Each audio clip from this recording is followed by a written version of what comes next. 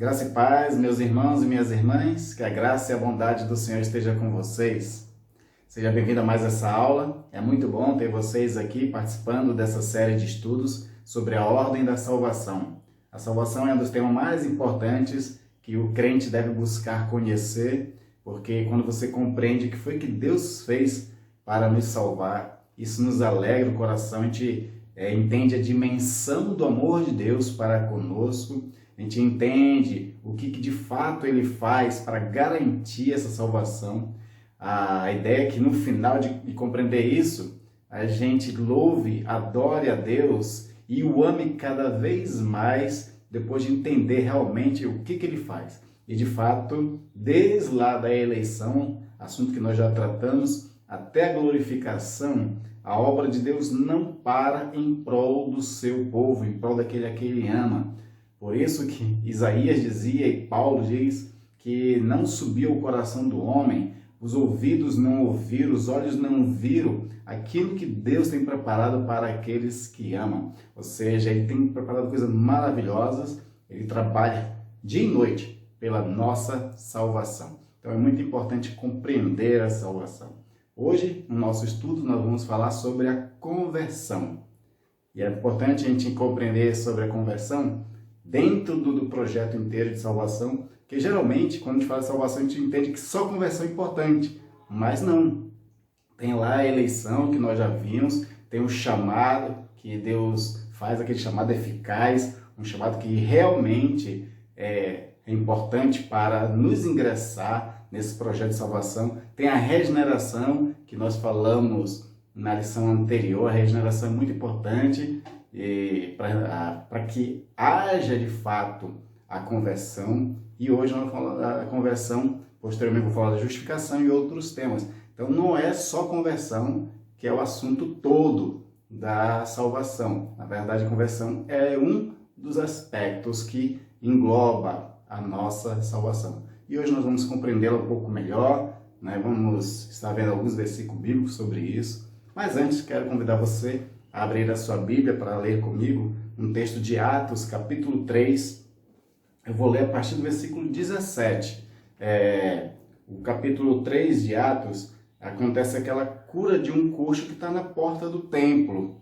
Então, quando Pedro e João estão lá entrando no templo, tem um homem assentado ali, coxo, pedindo esmola. Pedro diz que não tem prata nem ouro para dar àquele homem, mas o que tinha dava, que era a fé que ele tinha. E então ele ordena que o homem levante e ande. E aí, por conta disso, esse homem fica muito alegre, pula de alegria, chama a atenção de muitas pessoas. E aí, por conta disso, as pessoas se aproximam e ficam admiradas daquilo. E aí Pedro aproveita para pregar o evangelho a essas pessoas, dizendo que não foi dele o poder que saiu para curar aquele homem, mas foi de Deus. Ele começa a inserir a mensagem de Jesus Cristo. É a segunda pregação de Pedro ao povo, não é? Para poder falar da pessoa de Jesus Cristo. E a partir do versículo 17 até o 19, ele diz o seguinte, na minha versão. Diz assim: e agora, irmãos, eu sei que vocês fizeram isso por ignorância. O que foi que fizeram? Prenderam Jesus, esbofetearam Jesus e o mataram na cruz, né? Fizeram por suas ignorâncias, como também as suas autoridades o fizeram. Mas Deus assim cumpriu o que tinha anunciado anteriormente pela boca de todos os profetas, que o seu Cristo havia de padecer. Portanto, arrependam-se e se convertam, para que sejam cancelados os seus pecados, a fim de que da presença do Senhor venham tempos de refrigério e que Ele envie o Cristo, que já foi designado para vocês, a saber, Jesus. Então ele está pregando sobre Jesus e ele no versículo 19 dá esse reforço, né? Portanto, arrependam-se e se convertam para que sejam cancelados os seus pecados. Arrependam e se convertam. E é sobre isso que nós vamos falar. Mas antes vamos estar fazendo uma oração agradecendo a Deus e pedindo a bondade para a compreensão desse tema tão importante dos textos que nós vamos ler. Oremos. Pai amado e querido, te louvo e agradeço pela tua rica bondade para conosco. Bondade de nos salvar, Senhor. de usar misericórdia para conosco, nos tirando das trevas para a maravilhosa luz de Cristo Jesus. Isso tu fez, ó Deus, baseado num planejamento eterno, como nós já estudamos. E tem muitas outras coisas que tu faz. E queremos compreender, Senhor, compreender para te louvar, compreender, Senhor, para realmente entender a dimensão de tal amor que amou o mundo a ponto de dar teu Filho para que todo aquele que nele crê não pereça e tenha a vida eterna. Queremos compreender isso profundamente, para que o nosso coração se encha, Senhor, de alegria, se encha de amor a Ti e de muito louvor a Ti, para que a nossa vida seja uma vida de glorificação ao Teu nome. Esteja, Senhor, nos auxiliando nesse estudo. Eu peço que o Espírito Santo nos dê, Senhor, sabedoria e entendimento, nos dê luz ao coração para compreendermos a Tua palavra e esse tema tão importante. É em nome de Jesus que nós oramos, em nome de Jesus te louvamos e agradecemos também. Amém. Amém. E então, o que é a conversão? A conversão ela é uma manifestação externa, né, pós-regeneração. Quando nós somos regenerados pelo Espírito Santo, quando somos transformados pelo Espírito Santo, essa transformação, esse nascer de novo, como nós vimos na lição anterior, ela é um trabalho subjetivo, ela acontece no interior do ser humano. Existe aquele que nós falamos sobre uma criação de um novo homem em nós, que é o homem interior, criado em Cristo Jesus para as boas obras, como nós vimos lá em Efésios capítulo 2, no final lá, no versículo 10 fala sobre isso. Então esse novo homem criado, ele não é tão visível, mas ele vai passar a se manifestar. Então, pós-regeneração, esse regenerado precisa produzir frutos dignos dessa transformação. E isso vai desembocar na conversão. A conversão é a parte externa, manifesta e visível da regeneração. Quando nós nos convertemos, existe uma mudança de atitude. Existe um novo movimento, um novo trajeto na nossa caminhada. Porque a palavra conversão quer dizer isso, uma mudança onde você muda a direção para onde você estava seguindo. É como se você fizesse um giro de 180 graus, né, e voltasse. A ideia é assim, que nós viemos de Deus. E aí no nosso trajeto de vida a gente se desviou de Deus. A conversão é o retorno novamente para Deus. Então a conversão, ela tem esse aspecto múltiplo ou binário, né, de manifestações na nossa vida. Acontece tanto com o arrependimento como com a fé. Ou seja, quando nos convertemos, existe um arrependimento. Arrependimento não tem a ver aqui com aquela comoção que a gente sinta, né? Na verdade, arrependimento tem a ver com realmente abominar agora o tipo de vida que nós tínhamos anteriormente. E aí nós tomamos um novo rumo, porque a conversão é isso, uma mudança de rumo. E para mudar o rumo das nossas vidas, nós precisamos converter principalmente a nossa mente. Quando a nossa mente é transformada, é renovada, ela se converte, né? Metanoia, que é essa ideia de mudar a mente, né? Então aí nós mudamos de rumo. Não adianta tentar mudar o rumo das nossas vidas, não adianta tentar fazer tudo aquilo que Deus quer para nós sem que seja uma mudança mental. Sem que seja essa mudança onde a mente esteja totalmente transformada. Porque senão vai existir uma incongruência em nós. De querer fazer uma coisa, mas a mente não está acompanhando. E aí, por isso, também as pessoas vivem uma confusão espiritual, onde ela fica uma luta eterna, e essa luta ela só é diminuída quando há, de fato, uma mudança mental. Paulo diz isso muito claramente naquele texto que todo mundo conhece, de Romanos 12, quando diz: não se conforme com este mundo, mas transformai-vos pela renovação da vossa mente. Ele diz aqui duas expressões interessantes: não se conformem com este mundo. Este mundo tem uma forma de pensar. Este mundo tem um jeito de viver. E não temos que nos conformar, tomar a mesma forma deste mundo. Ele diz que tem que transformar, ou seja, mudar a forma. Em vez de continuar tendo a forma de mundo, A nossa mente agora tem que ter uma transformação, para ela ser transformada numa nova forma de pensar.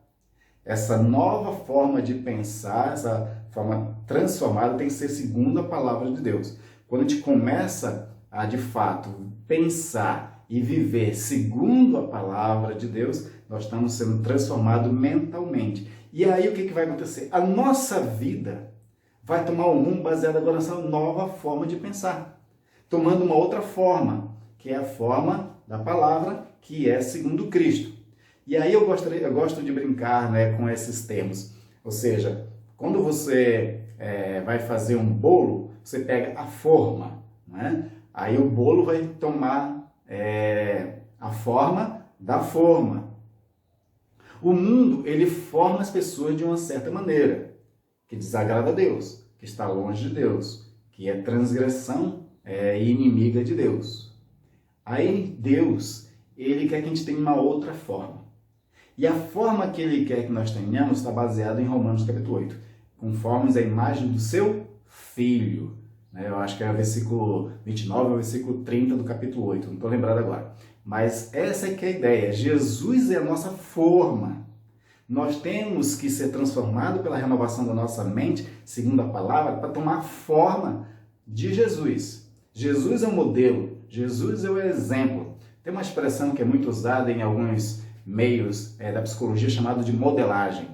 A modelagem é quando você se inspira numa pessoa e começa a buscar compreender como é que essa pessoa pensa, como é que essa pessoa age, quais são os tipos de atitudes que ela tem e vai copiando essa pessoa. A nossa modelagem tem que ser segundo Jesus. Mas para moldar-se segundo Jesus, precisamos da palavra para poder ocasionar a mudança e tomando a forma de pensar segundo Cristo pela sua palavra. Por isso que não é à toa as expressões que João, Paulo e todos os outros usam a respeito de Jesus como ele sendo palavra. Ele sendo a palavra, não é qualquer palavra, ele é a palavra. Ele é o verbo de Deus. Porque na mudança de mentalidade, segundo a palavra, nós vamos tomar a forma dessa palavra que é o próprio Cristo. Por isso que o estudo da palavra de Deus é muito importante. A compreensão do texto bíblico é muito importante. Tem um texto muito interessante a respeito disso, onde Pedro ele diz na sua segunda carta, tanto no capítulo 1 quanto no último capítulo 3. No capítulo 1, ele diz que nós temos que crescer na graça e no conhecimento do nosso Senhor Jesus Cristo. E aí lá no capítulo 3, no versículo 18, eu acho que é um dos últimos versículos, ele vai dizer também o seguinte: cresçam na graça e no pleno conhecimento do nosso Senhor Jesus Cristo. Nós temos que conhecer cada vez mais Cristo por intermédio dessa palavra revelada a nós, porque esse conhecimento de Jesus Cristo nos molda, nos transforma. Isso é muito importante para nós. Tem uma ilustração que eu já preguei algumas vezes sobre ele, mas eu acho muito rico o sentido dessa ilustração, que um pai, né, que não era cristão, ele faz uma certa crítica a uma filha que sempre ia para a igreja, quase todo dia, e diz assim: minha filha, por que você tanto vai para a igreja? O que você tanto faz na igreja? Você ouve a palavra, todo culto você ouve a palavra, para que tudo isso? Aí ela diz assim: pai, quando eu pego uma peneira, né, para poder estar peneirando alguma coisa, a peneira suja. E aí se eu vou lá na água, né, e pego a água com a peneira, não vai ficar nada na peneira. Né? Peneira não pega água, ela não consegue acumular água. Mas conforme tantas vezes o senhor passa a peneira na água, uma coisa que vai acontecer é que a peneira fica limpa.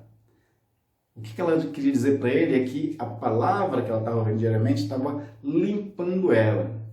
De que estava limpando ela? Da forma do mundo, da forma de pensar do mundo. E isso é muito importante. Então a palavra nos limpa da coisa do mundo, mas também a palavra não só nos limpa, nos purifica. Jesus diz isso aos discípulos, quando está lavando o pé dos apóstolos, né? Pedro faz aquela retruque dizendo: Senhor, não me lave os pés. Aí Jesus diz assim: se eu não te lavar os pés, não terás parte comigo. Aí Pedro exagera e diz assim, então me lava os pés, a cabeça, as mãos, lava tudo. Aí Jesus responde para ele o seguinte, já estás limpo pela palavra que eu vos disse. A palavra nos purifica, ela nos limpa dessa forma de pensar do mundo, que é imunda, que é enganosa, que é na ignorância e nas trevas. Mas a palavra ela também, ela coloca algo. E o que ela coloca em nós, o que ela forma em nós, é Cristo Jesus.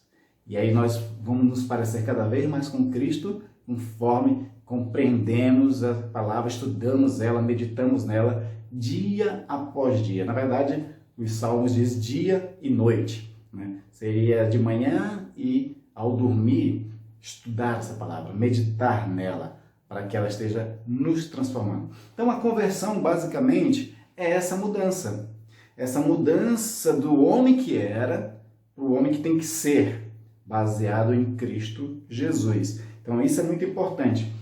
Esse é o primeiro dos movimentos que eu falei, mas tem outro movimento que é o da fé. A conversão ela envolve agora uma vida mediada pela fé.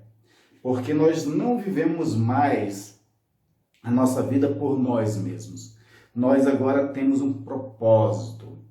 A partir da conversão, a nossa vida agora, a nossa caminhada neste mundo é por meio da fé. Por isso que Paulo vai repetir aquela frase do Antigo Testamento dizendo que o justo viverá pela fé. Ele tem que viver pela fé. Ele tem que diariamente tomar consciência de que agora ele tem uma relação com Deus.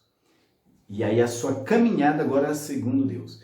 A primeira parte de arrependimento é dessa transformação, né? De se arrepender do passado, caminhar agora, né, com uma nova forma de caminhar em Cristo Jesus e com fé, num relacionamento. A fé aqui ela tem um sentido mais, não só de crer, mas principalmente de viver. A fé é um estilo de vida baseado em Deus, baseado na presença de Deus, baseado nessa experimentação de filhos que nós nos tornamos em Cristo Jesus, né, para uma relação com o Pai, que é o nosso Deus agora. Então é uma forma diferente de viver no mundo. Então esses dois movimentos acontecem na conversão, arrependimento e uma vida agora com fé. E aí eu queria pensar com você, por exemplo, as características da conversão, né? Então vamos pensar direitinho aqui como é que ocorre essa conversão. Então existem algumas coisas que acontecem na nossa conversão. A primeira delas, quando estamos num processo de conversão, que o Senhor vai trabalhar a conversão em nós, a primeira coisa que Ele faz é a iluminação da mente. A primeira coisa que Ele faz é iluminar a nossa mente. Por quê? Porque quando antes de encontrar Cristo, antes de próprio ouvir a palavra do Senhor, nós vivíamos de um certo jeito e para nós aquele jeito de viver era o mais normal possível. A gente não tinha um entendimento que estava vivendo uma vida errada. Muitos de nós até acham que estava vivendo uma vida muito boa, que estava agradando a Deus, ou que não estava nem aí para Deus de alguma forma, né? Não existia menor arrependimento, menor comoção, menor sentimento de que realmente a vida estava errada. Aí, no processo da conversão, o Espírito Santo vem e faz uma coisa. Ele ilumina nossa mente para se cumprir aquilo que Jesus disse. Ele convencerá o homem do pecado, da justiça e do juízo. Ou seja, o Espírito Santo ele ilumina a mente para nós entendermos, né, que a nossa vida não está realmente em conformidade com a vontade de Deus. Nosso comportamento desagrada a Deus. Essa iluminação de entender que nosso comportamento desagrada a Deus é dada pelo Espírito Santo. O homem de si mesmo, ele não tem essa percepção. Ele se engana, ele está na obscuridade do entendimento, como Paulo fala em Efésios capítulo 4.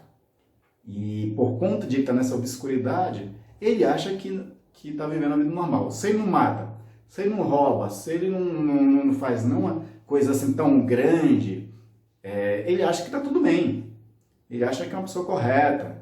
Tem um videozinho que eu acho engraçado que fala do Senhor Cara Legal. É um vídeo de animação para evangelizar crianças. Que esse Senhor Cara Legal, ele acha que não é um pecador, porque ele não adultera, porque ele não rouba, porque ele não mata ninguém, né? Então ele acha que é um cara legal.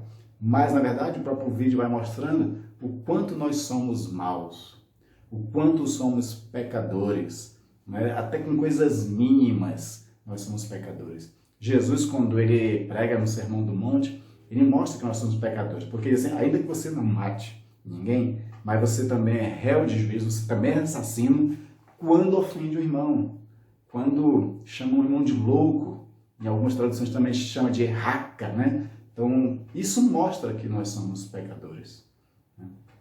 E tem muitas outras coisas que nós fazemos assim, que a gente não acha que nos desagrada a Deus, mas desagrada a Deus. E o Espírito Santo que vai trazer para nós esse entendimento, o quanto nós somos realmente falhos diante de Deus. Entendendo principalmente, como diziam os profetas, que a nossa justiça, ela não é a mesma justiça de Deus. No padrão da justiça de Deus, nós somos pecadores.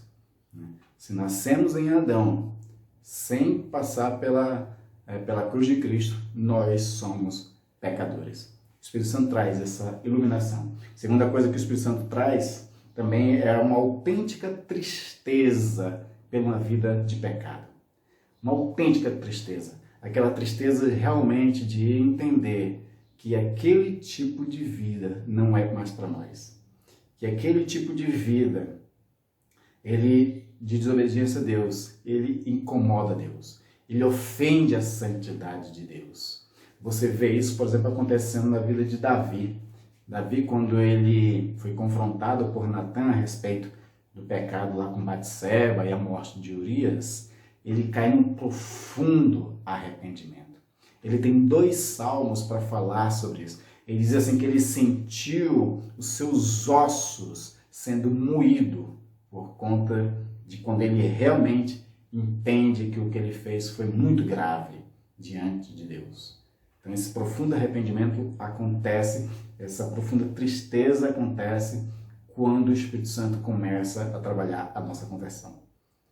Na conversão, nós sentimos tristeza por ser um pecador diante de Deus. Terceira coisa, na conversão, é que há um momento de confissão a Deus. Nós confessamos diante de Deus os nossos pecados.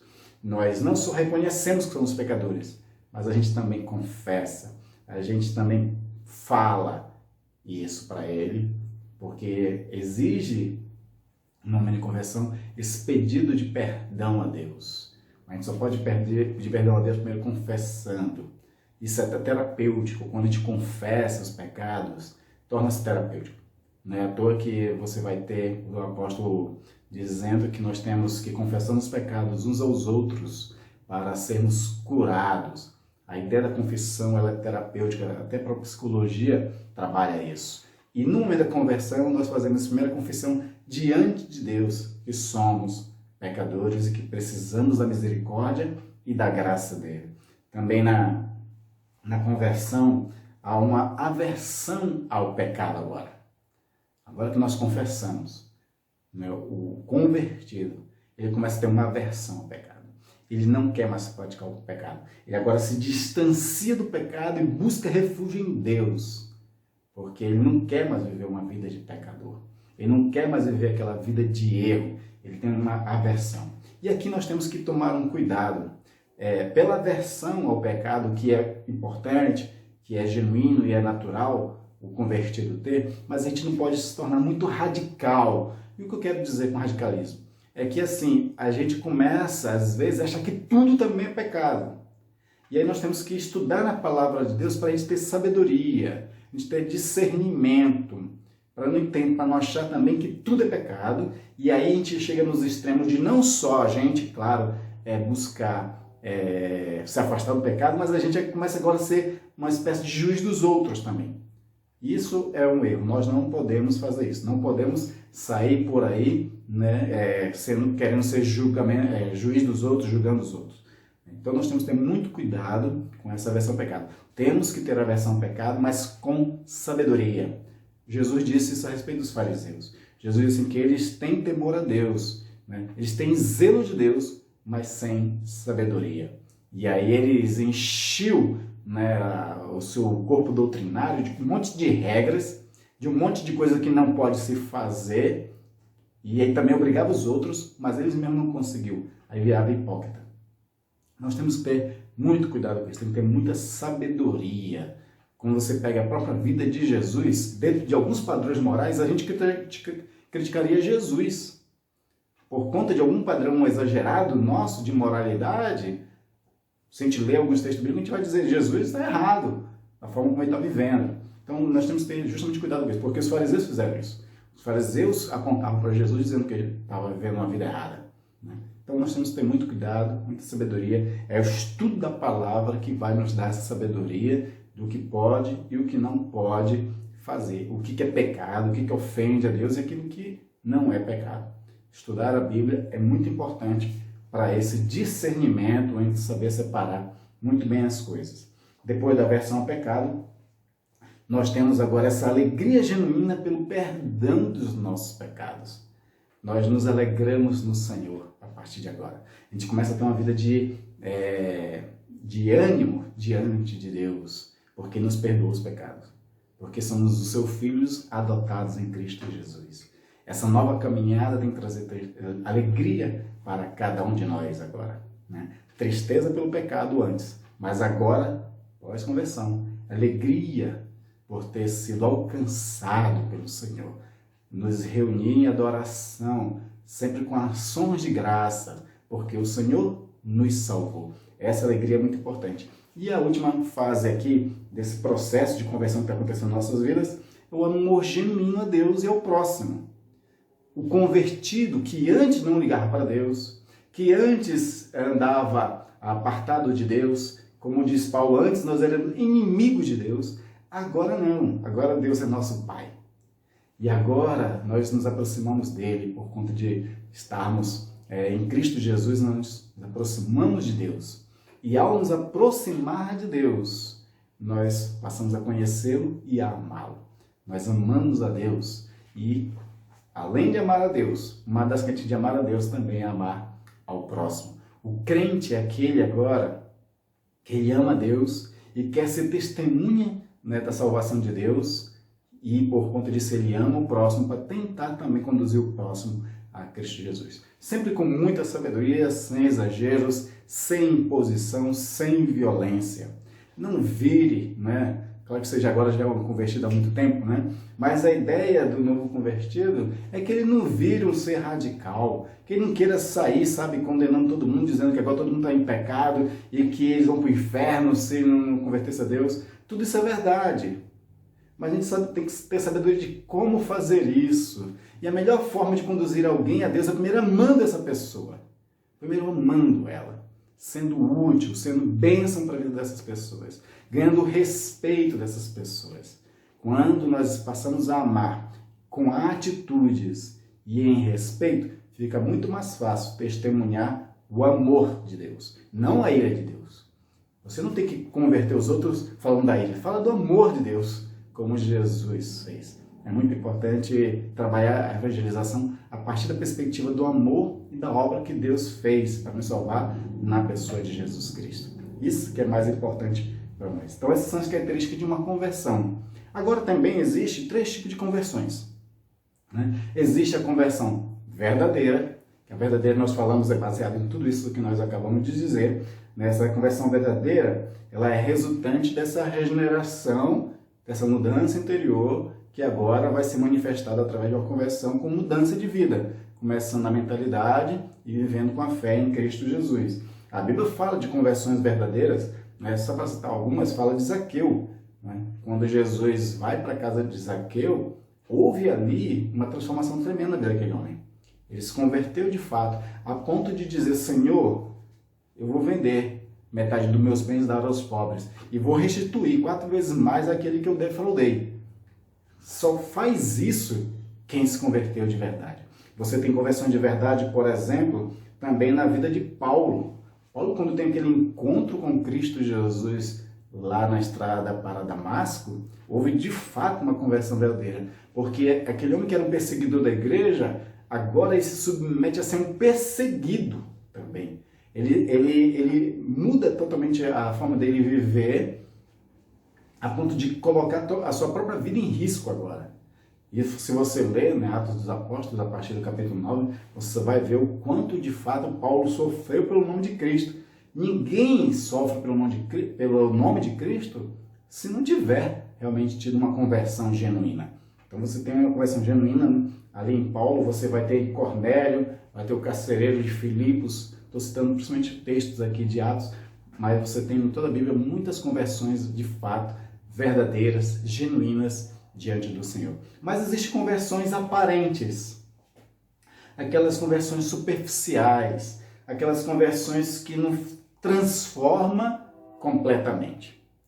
Por exemplo, Jesus lá em Mateus capítulo 13, quando ele fala da parábola do semeador, ele diz o seguinte, ó, o que foi semeado em solo rochoso, esse é o que ouve a palavra e a recebe com alegria. Então, o que recebe a palavra em solo rochoso, que aqui é uma analogia que Jesus está usando, ele recebe a palavra com alegria. Mas, como não tem raiz em si mesmo, a semente que cai em solo rochoso ela não consegue ter raiz firme. Então, sendo antes de pouca duração, em lhe chegando a angústia ou a perseguição por causa da palavra, logo se escandaliza e logo abandona.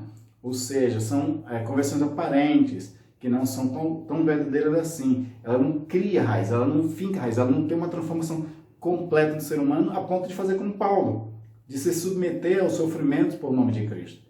Essas pessoas que se convertem aparentemente, superficialmente, quando vem as primeiras dificuldades da vida, ela abandona o Evangelho, abandona Deus, e às vezes não precisa nem ser perseguição, às vezes basta Satanás oferecer qualquer coisa que já é da característica do gosto daquela pessoa, que ela abandona Cristo também. Então a pessoa começa às vezes uma caminhada na igreja, começa a adorar a Deus, acha tudo muito bonito, mas aí de repente vem uma tentação baseada numa fraqueza dessa, ela abandona Deus. Ou então quando é uma perseguição, porque aí a pessoa vai começar a questionar, Deus não me ama, eu estou sendo perseguido, e aí a pessoa corre para outras coisas e abandona completamente o Senhor por conta disso. Então essas são conversões aparentes. A Bíblia cita, por exemplo, de conversões aparentes, superficiais, de pessoas que não são totalmente convertidas, como por exemplo o Himeneu e Alexandre, que 3 vezes Paulo cita essa pessoa por ser uma pessoa que blasfemaram a Deus, num certo momento da sua vida. Eles blasfemaram, incomodavam o ministério de Paulo, por exemplo, essas pessoas. Eles atrapalhavam o ministério de Paulo, e aí, por conta, então, de fato disso, eles se desviam do Evangelho, e são afastados da igreja, portanto, está atrapalhando, escandalizando a obra do Senhor. Tem também, Paulo ele vai falar sobre Demas, que chegou a ser um companheiro dele na missão, mas em certo momento ele ama mais o mundo do que as coisas de Deus, aí abandona Deus. Então você vai ter todas essas duas pessoas, essas 3 na verdade, que é Himeneu, Alexandre e Demas, na segunda carta de Paulo, 1 Timóteo 1,20, aí na segunda carta também de Paulo a Timóteo, capítulo 2, e no capítulo 4 você vai ter essas referências desses homens que tiveram a conversão, começaram a caminhar no Evangelho por um tempo, chegaram a ser companheiros de Paulo, mas alguns começaram a atrapalhar por conta de que era uma conversão superficial, eram pessoas mais invejosas, pessoas que estavam interessadas em outras coisas, e aí atrapalha a obra de Paulo. E no caso do Demas, ele passa a amar mais o mundo, a expressão que Paulo diz, e abandonar a Deus por conta de uma conversão aparente. E uma terceira conversão, que também pode ser distinguida na Bíblia, é uma chamada seria tipo uma nova conversão, ou um renovar da aliança com Deus, podemos usar essa expressão também. O que é isso? É quando uma pessoa ela se converte verdadeiramente ao Senhor, tem uma mudança de vida por um tempo, mas por algum fator, essa pessoa começa a ficar fraca na fé, começa a ter outros interesses que não mais as coisas de Deus e se afasta de Deus. Começa a abandonar o Evangelho, começa a viver uma vida agora não segundo a palavra do Senhor. Mas lá para frente, essa pessoa se arrepende e retorna. Quando essa pessoa retorna, então ela está renovando a aliança dessa. É como aconteceu com Davi. Davi, quando ele reconheceu o pecado dele, ele teve um profundo arrependimento, ele escreve o Salmo 32, o Salmo 51, mostrando esse arrependimento que ele teve, mas nesse próprio Salmo ele chega a pedir ao Senhor, Senhor, restaura a alegria da salvação. Ou seja, Davi, ele estava querendo renovar com o Senhor a sua aliança. Ele estava querendo renovar com o Senhor a sua fé. É como se fosse uma espécie de uma segunda conversão. Né? É basicamente isso que alguns teólogos trabalham. Né? É como se estivesse renovando essa conversão dele, e agora ele vai ser restaurado pelo Senhor, pelo Espírito Santo, restaurado na fé, restaurado na caminhada, onde ele vai receber a graça de Deus para poder começar a viver a fé segundo a vontade do próprio Deus. Então isso é muito importante. Nós vemos Jesus falando, por exemplo, para essas pessoas, né, que abandonaram um pouco a fé, né, vai dizer que abandonaram o primeiro amor. E ele está chamando essa pessoa de volta. Isso está lá em Apocalipse 2,5, a igreja de Éfeso, que diz assim, lembra-te de onde caíste, arrepende-te e volta à prática das primeiras obras. Ou seja, ele teve o primeiro amor, teve a primeira conversão, abandonou de alguma forma, não estava mais vivendo de fato, segundo a vontade de Deus, e aí agora o Senhor está dizendo, volta, vem novamente, arrepende-te e volta à prática das primeiras obras. Então esses são os 3 tipos de conversão. Conversão verdadeira, as aparentes e uma reconversão, digamos assim. E nós entendemos então que a conversão, de fato, é uma das coisas muito importantes na fé cristã. Ela está entre todo o processo de salvação nossa. É na conversão que nós vamos começar a mostrar frutos dignos de um arrependimento. É na conversão que nós vamos professar o Senhor como nosso Salvador.